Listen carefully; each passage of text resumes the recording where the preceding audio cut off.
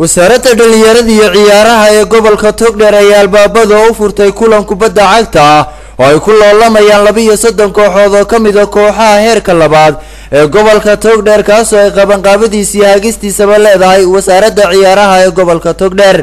isuduwaha wasaaradda dhalinyarada iyo ciyaaraha ee gobolka Togdheer Cabdiraxmaan Fagadhe ayaa ku tilmaamay mid muhiim ah wax tiro leh bahda ciyaaraha ee gobolka Togdheer نبي صدق كيس حاهر كلامنا وأي عيارية صدق النوم وحاهر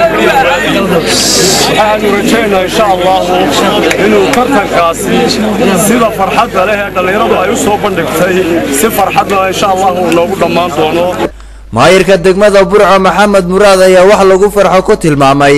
in dhalinyaro inta leego kamid aysan horumarka ciyaaraha ee gobolka Togdheer ay guuliga waxtarba u tahay bulshada Burco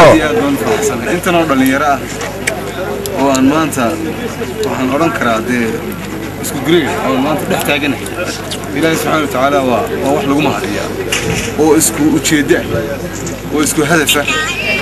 oo dhan wada jeed xildhibaan Maarig Yuusuf Cilmi Badhi oday Faarax Xarigle iyo qaar kamid ah saraakiisha ciyaaraha ee gobolka Togdheer ayaa ugu baaqay kooxahan inay si hufan oo nabad u wada ciyaaraan ciyaaraha dhexmari doona kulankan kubadda cagta ee ka furmay garoonka Alamsey ayaa qayb ka ah dadaalka iyo waxqabadka wasaaradda dhalinyarada iyo ciyaaraha ee gobolka Togdheer iyadoo ciyaartii koowaadna ay isku arkeen kooxaha ku kala ciyaarayay magaca Faarax Omar iyo Somtel taasoo ku soo dhamaatay barbadhac eber iyo ebera